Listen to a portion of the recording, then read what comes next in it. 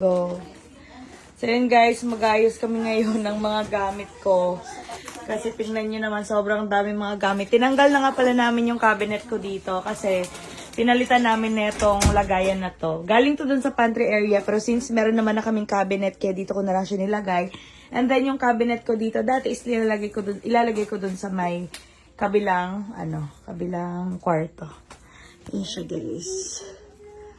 So, yeah, samahan nyo kami yung mag-ayos ng mga gamit namin.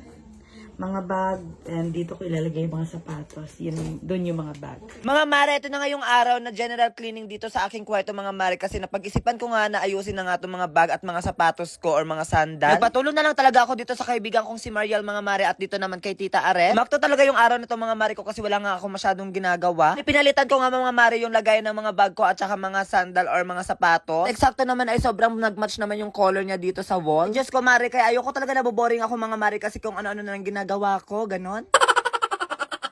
Nga lagi nga akong busy mga mare, ito nga rin yung proof na hindi na rin ako nakapaglinis dito sa aking kwarto. Kaya ngayon mga mare ay nagkaroon na rin ako ng vacant time. Ayan, maglilinis muna ako ng kwarto at paayusin ko lahat-lahat para naman fresh and kasing ganda ko, ganon.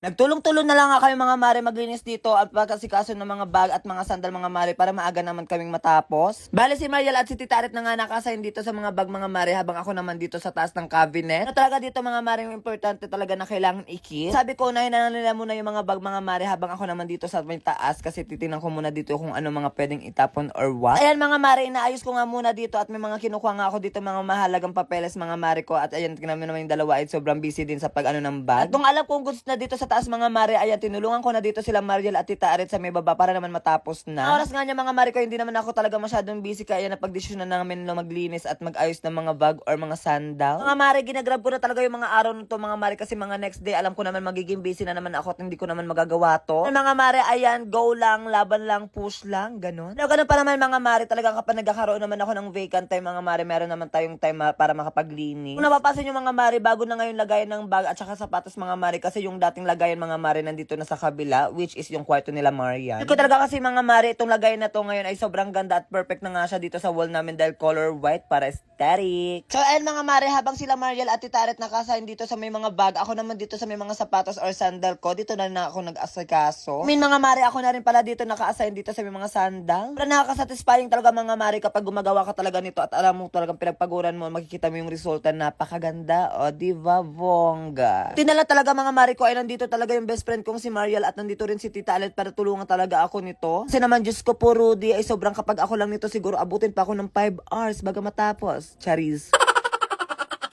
So, ayun mga mare, bibitinin ko muna kayo. Ayan, magkita na lang tayo sa part 2. Ngayon nga mga mare ay nakapag-withdraw na naman ako ng 17,000 dito sa nilalaro kong Masaya Game. O diba, napakadali ng pera dito. Hindi lang 17,000 yung nawi-withdraw ko dito mga mare. Nakakapag-withdraw din ako dito ng 700, 9,000, 29,000, tsaka 30,000. Dito sa Masaya Game mga mare, eto nga pala yung color game yung nilalaro ko kasi napakadali lang talaga manalo dito. Pumili ka lang ng kulay na gusto mong tayaan. Bukod sa nalilibang ako dito mga mare, kumikita din ako kahit nasa bahay lang ako. O diba, ang bongga. Kapag pumupunta ako ng perya, eto talaga yung lagi kong nilalaro kasi sobrang nakakalibang talaga tapos napakadali pa ng pera dito. O diba, tingnan nyo naman, nanalo ulit ako. Ang kailangan nyo lang gawin mga mare, i-download nyo lang itong Masaya Game, nasa comment section ang link, tapos ayan, mag-register na kayo, ilagay nyo yung number nyo, tapos gagawa lang kayo ng password. Tapos dun sa number na nilagay nyo, merong darating sa inyo na verification code, tapos ayan, i-confirm mo na. At kapag ka maka-register na kayo mga mare, ayan, mag-login na kayo. Ang pinakabongga lang dito mga mare, kapag bagong register kayo, meron agad sila ibibigay sa inyo na 10 pesos coins. Anyways, kapag gusto nyo maglaro mga mare, kailangan nyo na munang mag-cash in. Pindutin nyo lang yung plus na nasa taas, tapos pumili ka lang kung magkano yung ka-cash in mo. So, ayun na nga mga mare, since nananalo ako dito sa color game, i-withdraw ko na yung napanalunan ko. Para makapag-withdraw, pindutin nyo lang yung withdraw na nasa baba, tapos ilagay nyo lang yung amount na gusto nyong i-withdraw, tapos yung GCash number nyo. Sobrang dali lang talaga kumita dito mga mare, kaya ano pa hinihintay nyo? Download Masaya Game now, nasa comment section ang link.